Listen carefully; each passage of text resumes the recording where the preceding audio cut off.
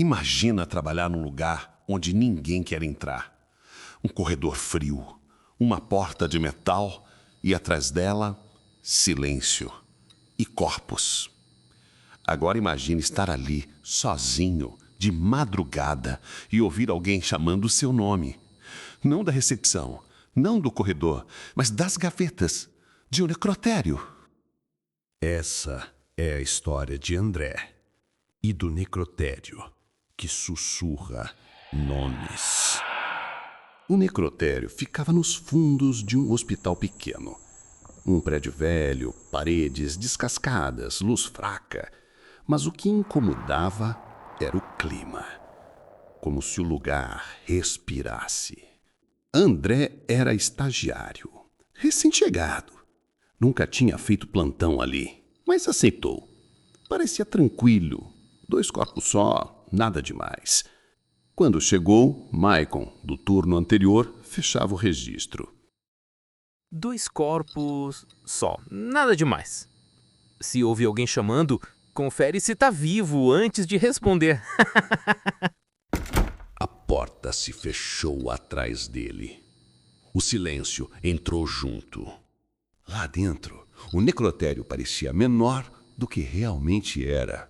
Sem janelas, só a luz fria e o ronco grave do refrigerador.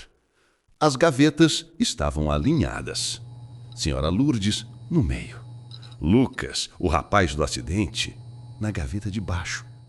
André conferiu as fichas, sentou e tentou estudar. A noite estava calma, até que o ventilador começou a perder força.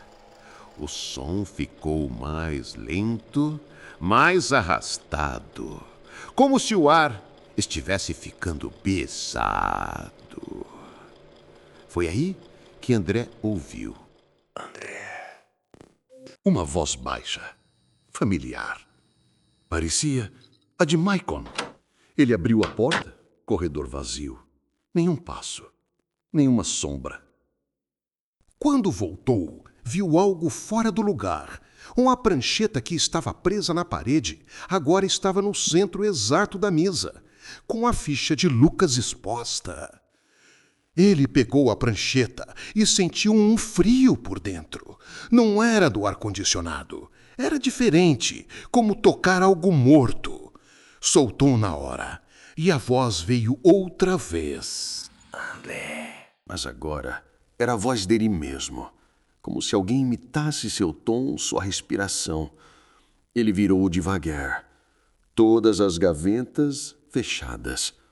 Mas a sala não estava em silêncio.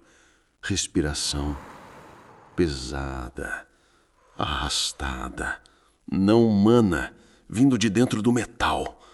Toda vez que André chegava perto de uma gaveta, o som se movia, deslizava, como se estivesse se escondendo dele.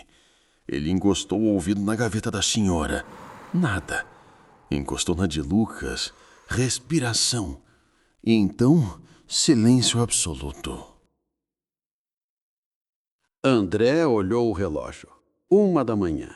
Falta pouco. E alguns segundos depois... Falta pouco. A mesma frase, a mesma voz, mas atrasada. André voltou às gavetas, puxou a de Lucas e viu algo novo. Algo escrito na clavícula, em um tom escuro, ressecado. Ouve. O coração dele travou, a boca secou. Eu tô ouvindo. Segundos depois, a frase voltou. Tô ouvindo. Agora vinha dali, da gaveta, da direção do corpo. A respiração voltou. Não de uma gaveta, de todas. Um som pesado, sincronizado, como se dezenas de bocas inalassem ar pela primeira vez. André correu ao telefone. Ligou para a recepção. Chamou. Nada. Ligou para o Maicon. Caixa postal. Tentou outro ramal. Silêncio. Então a voz chamou de novo.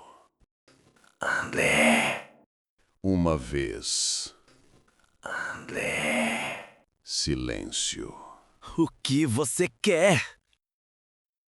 Nenhuma resposta. Só a respiração aumentando, como se algo estivesse prestes a se soltar. André fechou os olhos, tentando acreditar que era só medo. Quando abriu, viu. No visor da porta, arranhado pelo lado de dentro, um nome. André. Letras arranhadas, profundas. Ele se aproximou, tocou o vidro. Gelo. E então ouviu, nítido. Eu chamava quando ainda respirava. Você ouviu e não veio. A mente dele congelou. Ele lembrou. Horas antes, no corredor superior, ouvira alguém chamando seu nome. Fraco, engasgado. Ele ignorou. Mais tarde, Lucas foi declarado morto. Agora, André entendia. Não era espírito. Não era assombração aleatória. Era a última tentativa de alguém sobreviver. Alguém que chamou e ninguém ouviu. As luzes piscaram e apagaram. O escuro caiu como um peso, um escuro vivo, denso, respirando ao redor. E no meio dele, as respirações, inspirando, expirando, sincronizadas.